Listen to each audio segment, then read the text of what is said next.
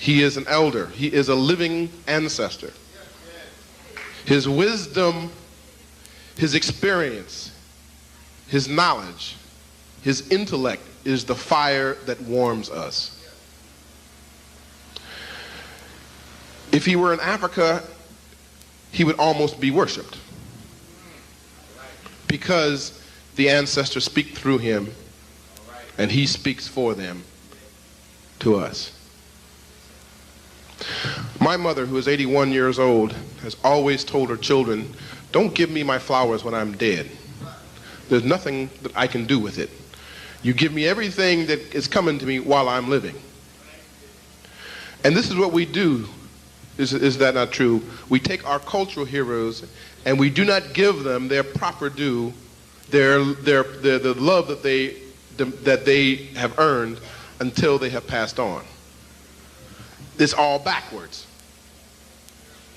If we are going to engage, and I'm going to give you these numbers, a 500-year process of reconstruction, because brothers and sisters, mothers and fathers, and children, sons and daughters, that's what it's going to take.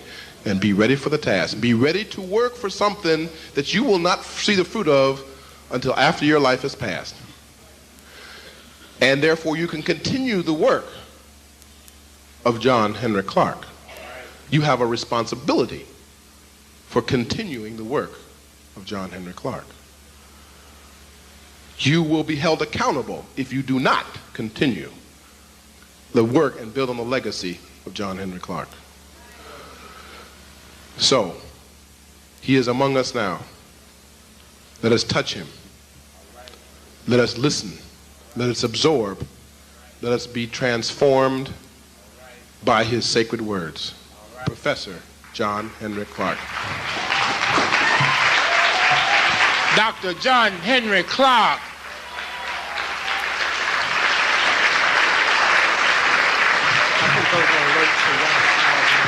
Okay, all right.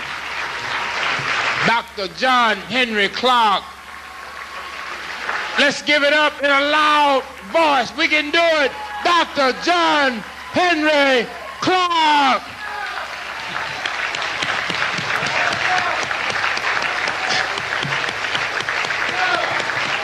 He could have been anywhere tonight, but he chose to be with us. Dr. John Henrik Clarke.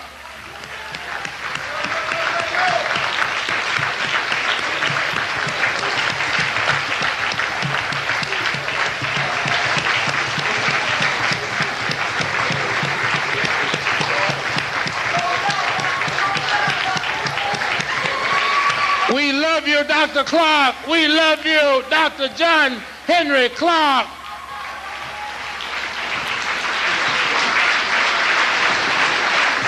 The next voice that you will hear will be the eminent Dr. John Henrik Clarke.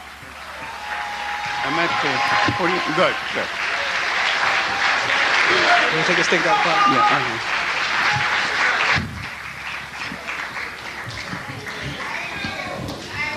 I appreciate being here, and I wish I had a cheerful message.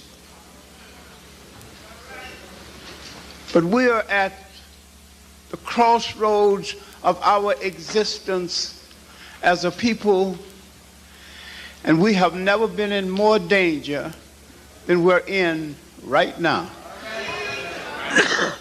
We're in danger because we have not understood a basic thing, the structure of the community and the family. And we have dwelled among and catered to and worshiped foreigners, fakers, and fools. And we have forgotten our own sense of the family and the community.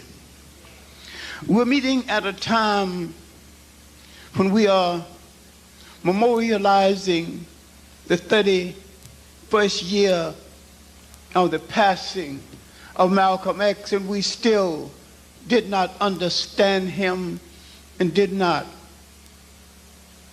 really meet him.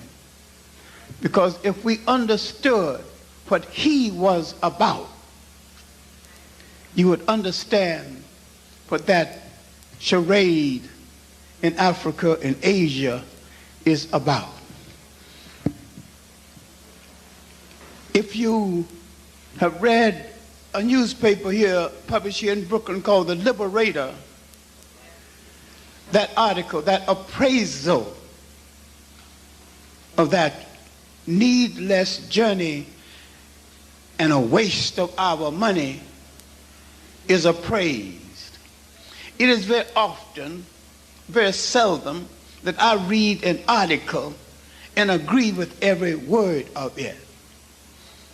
If you want to know what I think, read the article. I will devote no time to this masquerade tonight, this massive waste of time and money, this great international show that will lead you no place except to another collection play and make the players richer while they look down their nose at you. Now, our sense of community was lost when we came in touch with people who had no sense of community, because they did not come out of a community comparable in its organization that we did. And we lost that community when we began to imitate them. We lost a concept of the community as nation. Something called nation is a container. It's a container for your aspirations, a container for your hopes, a container for your past, an influence on your present, and a prophecy to your future. And when you lose this container called nation, you lose the frame of mind that goes into the making of a nation. And once you understand nation, nation is portable. You can take it wherever you go. Now, if you understand the Italians, wherever he is on the face of the earth, he will answer to the word Italian. Your great mistake is you should not only lost the concept of nation, you've lost the nation frame of mind. You open a store in Chinatown, you wouldn't get one customer. Then why are aliens running the store in your neighborhood? And if you ask to run the stores in your neighborhood, you are called racist. Why are you called racist? For doing for yourself what everybody else have had the common sense to do for themselves.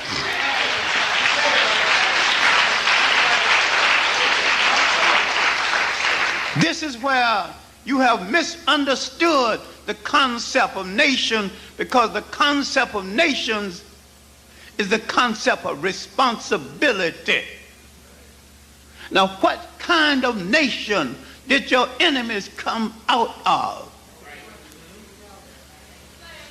All the years when they had not emerged from the ice, had not built a nation at all. And now, with all of the attack on African people, and they're bringing now pseudo-black white people, dark-skinned Caucasian. Oh, the Egyptian was in Africa, all right, but he's a dark-skinned Caucasian. The Ethiopian was in Africa, but he's a dark-skinned Caucasian.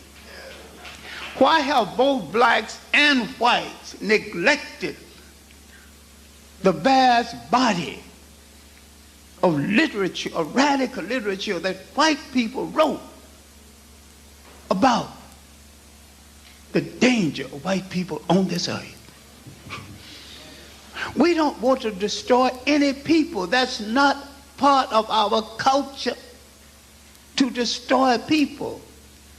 We have dwelled among the people of the world. And if you read all the information on Africans in Asia, Africans in the Americas, how is it that we had the common humanity to dwell among the people of the world, to scatter ourselves through our curiosity throughout the world, and there is not one hint of a wall between us and the people that we visited? We have already proved that we can maintain an African nation and participate in a universal nation. The time to call for this is the time that we need to remember Malcolm X, because we are still misinterpreting him. We are still missing his mission, and we're still missing his call for the restructure of the African nation throughout the world. He went beyond Pan-Africanism to a holistic approach for African people throughout the world. He did not call for you to dismantle your society, but he called for you to deal with the people who destroyed the society and your sense of nation. I have written a book called Who Betrayed the African World Revolution and Other Speeches. There have been so much betrayal since I wrote the book, and so many betray us. Now I must write the book all over again.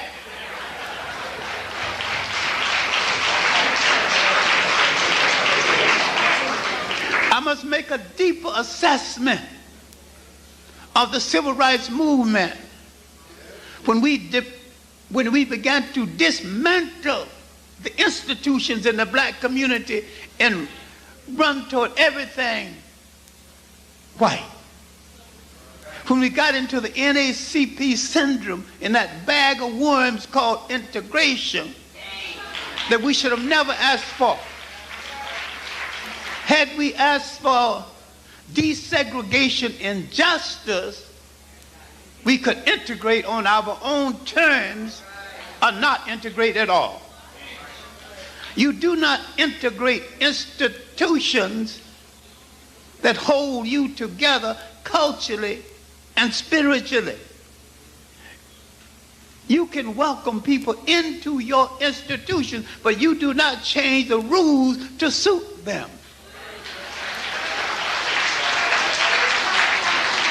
So we are not talking about what other people are already doing.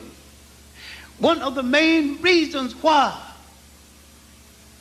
they guard their institutions, because they fear the security of their institutions, and yet they tell you to be like me is to be civilized when he is not civil.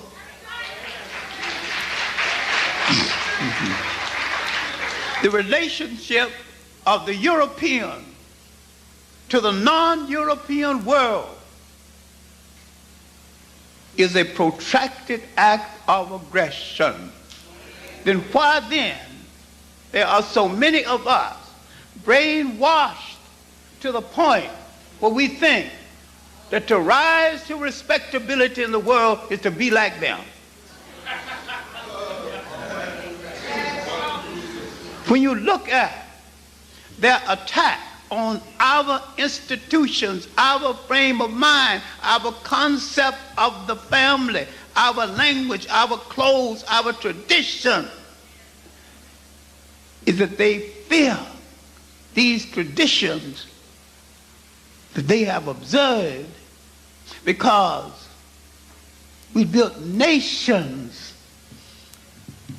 and had no word for jail, because no one had ever gone to one. We never heard of the word sociology. Sociology was invented to take care of defects in their society. A jail was invented to take care of a defect in their society. A jail